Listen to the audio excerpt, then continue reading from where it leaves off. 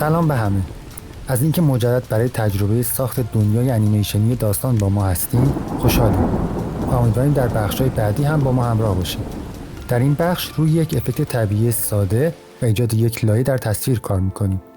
در انیمیشن ها و انیمه ها به صورت معمول تصاویر از لایه‌های متعدد ساخته میشه و این یک اصل حساب میشه. ما با یک مثال ساده و ترکیب اون با افکت شعله ها این کار رو انجام میدیم. تصویر مورد نظر رو وارد نرم افزار فتوشاپ میکنیم. از منوی سمت چپ ابزار Object Selection Tools رو انتخاب میکنیم و بخشی از تصویر رو که میخوایم شی یا موضوعی رو از تصویر اصلی جدا کنیم انتخاب میکنیم.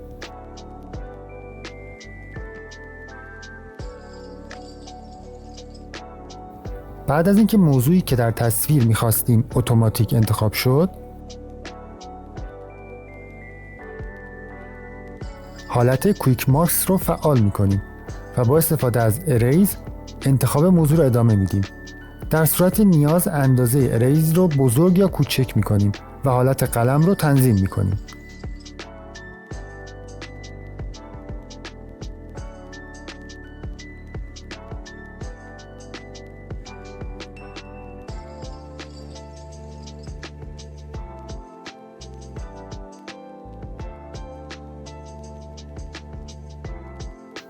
حالت کویک ماسکس رو برعکس میکنیم و بخشایی که اشتباه انتخاب شده رو از انتخاب خارج میکنیم.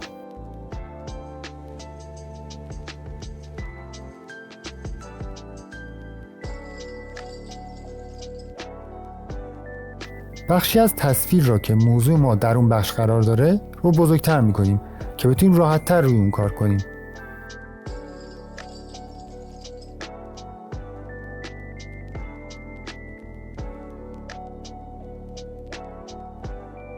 بعد از پایان انتخاب موضوع حالت کویک مارکس رو غیر فعال میکنیم و تصویر رو به اندازه اول برمیگردونیم.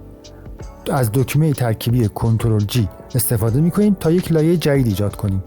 حالا ما یک لایه جدید که فقط موضوع ما در آن قرار داره داریم. بعد از ایجاد لایه جدید و آماده شدن تصویر، فایل رو با فرمت فتوشاپ سیو میکنیم. برای ادامه کار ما نیاز به یک تصویر شعله با پرده سبز داریم که بتونیم از اون در کارمون استفاده کنیم. برای تهیه این کلیپ وارد چت جی پی تی میشیم و از اون میخوایم یک کلیپ افکت شعله با پرده سبز که برای کار تو پریمیر مناسب باشه ما معرفی کنه و لینک سایت رو برای دانلود برای ما قرار بده.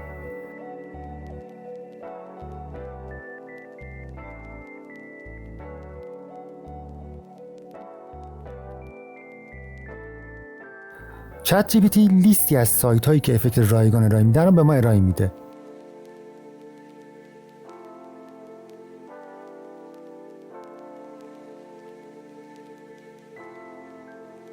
سایت ها رو دونه بدونه بررسی میکنیم و افکت و شعله مد نظرمون رو که به تصویرمون بیشتر بیاد رو انتخاب میکنیم.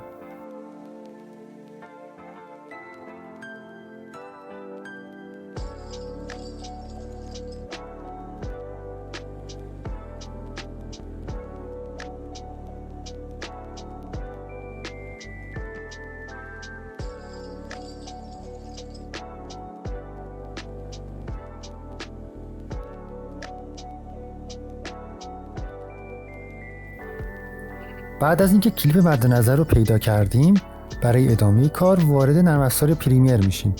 نرم افزار پریمیر رو باز میکنیم و از بخش پروژکت فایل فتوشاپی که سیو کرده بودیم رو باز میکنیم. بعد از انتخاب فایل فتوشاپ پنجره ایمپورت لیر فایل باز میشه. در بخش ایمپورت از حالت individual layers رو انتخاب میکنیم و تمام لایه هایی رو که در اون وجود داره رو انتخاب کرده و اوکی میکنیم. بعد از باز شدن فایل ها در بخش پروژکت تصویر پیش زمینه رو انتخاب میکنیم و لایه هایی را که ایجاد کردیم به ترتیب در تایملاین قرار میدیم. دقت کنین لایه‌ای که برای قرار دادن افکت شعله در نظر گرفتیم با بقیه لایه ها تداخل نداشته باشه. در آموزش قبل ما روی افکت سایقه کار کردیم و نحوه ایجاد سایقه در تصویر رو تجربه کردیم. در صورت تمایل از لینکی که در بالای تصویر ظاهر میشه میتونید آموزش رو مشاهده کنید. کلیپ افکت شعله را با پرده سبز که دانلود کردیم وارد تایملاین میکنیم و بین لایه‌هایی که مد نظر قرار داریم قرار میدیم. لایه‌هایی که فعلا نیاز نداریم رو از حالت دید خارج میکنیم تا بتونیم راحت‌تر کار کنیم. برای حذف پرده سبز از افکت اولترا کی استفاده میکنیم. در بخش افکت اولترا کی رو سرچ میکنیم و بعد از اینکه اون رو پیدا کردیم اون رو روی کلیپ شعله قرار میدیم. در مرحله بعد در بخش افکت کنترل اولترا کی آپشن رو انتخاب میکنیم و با استفاده از قطره چکان میتونیم پرده سبز رو حذف کنیم. بعد از حذف پرده سبز بخشی از کلیپ که مد نظر ما نبود باقی میمونه، مثل سایه ها و یه سری از بخشای دیگه. برای حذف اونها از ماسک استفاده میکنیم. در بخش افکت کنترل آپشن روی قلم کلیک میکنیم و دور بخشی که میخوایم باقی بمونه علامت میزنیم.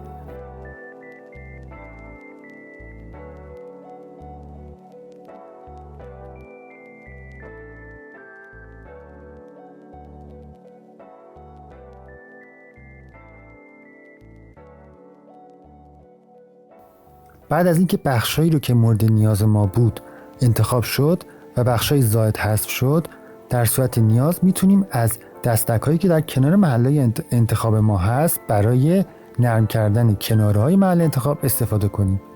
بعد از پایان مرحله حذف پرده سبز، محل درست شعله رو با فعال کردن پوزیشن در بخش افکت کنترل انتخاب میکنیم. بعد از قرار گرفتن شعله در محل مناسب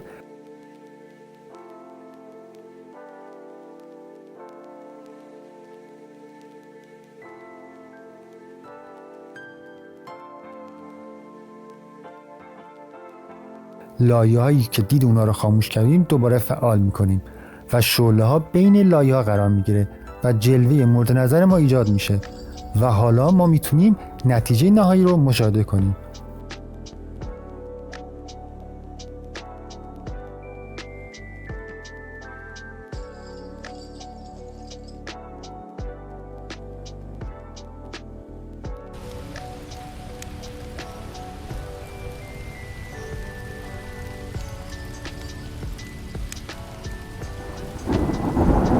با تشکر از همه شما که تو این قسمت با ما همراه بودید.